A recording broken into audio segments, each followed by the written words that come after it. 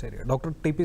സേതുമാധവൻ, ഇപ്പോൾ ഈ പറഞ്ഞതുപോലെ ഒരു ക്ലാരിറ്റി ഇല്ലാത്ത രീതിയിൽ തന്നെയാണ് കാര്യങ്ങൾ പോകുന്നത്. 90 ദിവസത്തെ മരവിപ്പിക്കലെന്ന് പറയുന്നത്, ഇതിലൂടെ പല രാജ്യങ്ങളും ഈ പറയുന്നത് പോലെ 70ഓളം രാജ്യങ്ങൾ തങ്ങളോട് ആവശ്യപ്പെട്ടുകൊണ്ടേയിരിക്കുന്നുവെന്നാണ് വൈറ്റ് ഹൗസിൻ്റെ പ്രസ് സെക്രട്ടറി കഴിഞ്ഞ ദിവസം പറഞ്ഞത്. ചർച്ചയിൽ ഏർപ്പെടാനും പുതിയ ഡീലിലേക്ക് കടക്കാനും ഒക്കെ തന്നെ.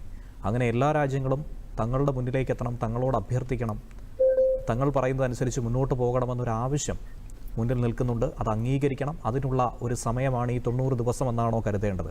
അതല്ലെങ്കിൽ 90 ദിവസം കഴിഞ്ഞ് ഇതേ നീക്കവുമായി മുന്നോട്ട് പോയാൽ എന്തായിരിക്കും അമേരിക്കൻ സമ്പദ് വ്യവസ്ഥയിൽ സംഭവിക്കാനിരിക്കുന്നത്? ഞാൻ ഇതിനു മുമ്പ് സൂചിപ്പിച്ച പോലെ തന്നെ 90 ദിവസത്തിനുള്ളിൽ ശേഷം എനിക്ക് തോന്നുന്നു ട്രംപ് ഇത് ടോട്ടലി റിവാമ്പ് ചെയ്യാനാണ് സാധ്യത. പക്ഷേ ഇന്ത്യ ഇത് ഓപ്പർച്യൂണിറ്റി ആയി കാണണം. അതായത് അമേരിക്ക മാത്രമല്ല, ഇത്തരം ഉൽപ്പന്നങ്ങൾ കയറ്റുമതി അയക്കാൻ ചെയ്യാനുള്ള നമ്മുടെ എക്സ്പോർട്ട് ഇമ്പോർട്ട് പോളിസിയിൽ ഒരു മാറ്റം, ഉദാഹരണമായിട്ട് പുതിയ മേഖലകൾ കണ്ടെത്താൻ ഇന്ത്യ ശ്രമിക്കണം.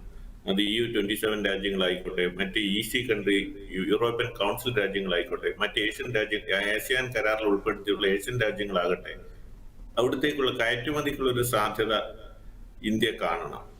അതോടൊപ്പം തന്നെ പലപ്പോഴും എനിക്ക് ഓർമ്മ വരുന്നത്, 10 വർഷങ്ങൾക്ക് മുമ്പ് ഇന്ത്യയിൽ നിന്നും അമേരിക്കയിൽ നിന്നും വലിയൊരു ഇറക്കുമതിയായിരുന്നു ഇന്ത്യയിൽ ചെയ്തിരുന്നത് കോഴിക്കാല്. അതായത് ഇന്ത്യക്കാർക്ക് കോഴിക്കാലിനോടാണ് വലിയ താല്പര്യം. അമേരിക്കയിലാണെങ്കിൽ കോഴിയുടെ ബ്രസ്റ്റ് റീജിയനോടാണ് താല്പര്യം.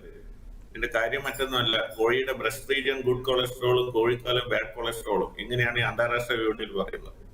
17 രൂപക്ക് ഇന്ത്യയിലേക്ക് കോഴിക്കാൽ ഇറക്കുമതി ചെയ്തിരുന്നു. അത് ഇവിടുത്തെ കോഴി വളർത്തലിനെ, ഇറച്ചിക്കോഴി വളർത്തലിനെ പ്രതികൂലമായി ബാധിച്ചപ്പോഴാണ് government of India 100% import duty ചുമത്തി. അപ്പൊ 34 രൂപക്കായിരുന്നു. ആ സമയത്ത് ഇവിടുത്തെ break even price 1 kg chicken ഉണ്ടാക്കാൻ ഏതാണ്ട് 40 രൂപയായിരുന്നു വില. ഇതുപോലെ ഒരുപാട് ഡംപ്ഡ് ഐറ്റംസ് മറ്റ് രാജ്യങ്ങളിലേക്ക് ഇറക്കുമതി ചെയ്യാനുള്ള ഒരു തന്ത്രവും ട്രംപിന്റെ ഭാഗത്തുനിന്നുണ്ട്. ഇപ്പോഴും കോഴിക്കാൽ ഇറക്കുമതി, ഇന്ത്യയിലേക്ക് കോഴിക്കാൽ ഇറക്കുമതി ചെയ്യാനുള്ള ഒരു ശ്രമങ്ങൾ നടത്തിക്കൊണ്ടിരിക്കുന്നു. മാത്രമല്ല, ഈ കോഴിക്കാല് ശ്രീലങ്കയും വിയറ്റ്നാമും ബംഗ്ലാദേശും ഇറക്കുമതി ചെയ്ത് അവിടെ സോസേജ് ആക്കി നമ്മുടെ ഇന്ത്യൻ മാർക്കറ്റിൽ ലഭ്യമാണ്. ഈവൻ കൊച്ചിയിലുള്ള സൂപ്പർ മാർക്കറ്റിൽ പോലും അമേരിക്കയിലെ കോഴിക്കാല് കൊണ്ടുണ്ടാക്കിയ സോസേജുകളും കട്ട്ലറ്റുകളും ലഭ്യമാണ്. അപ്പൊ ഇത്തരം ഡംപ്ഡ് ഐറ്റംസ് മറ്റ് രാജ്യങ്ങളിലേക്ക് കയറ്റുമതി ചെയ്യാനുള്ള ഒരു തന്ത്രവും ഇതിന്റെ പിന്നിലുണ്ടോ എന്ന് നോക്കേണ്ടിയിരിക്കുന്നു. പക്ഷെ ഒരു കാര്യം വളരെ വ്യക്തമാണ്, ആദിത്യൻ സൂചിപ്പിച്ച പോലെ 90 ദിവസം കഴിഞ്ഞാൽ നമുക്ക് അത്രയൊന്നും പേടിക്കേണ്ട കാര്യമൊന്നുമില്ല. ട്രംപ് ഇതൊരു വീണ്ടും ശക്തിയായി മുന്നോട്ട് കൊണ്ടുപോകാൻ സാധ്യതയില്ല.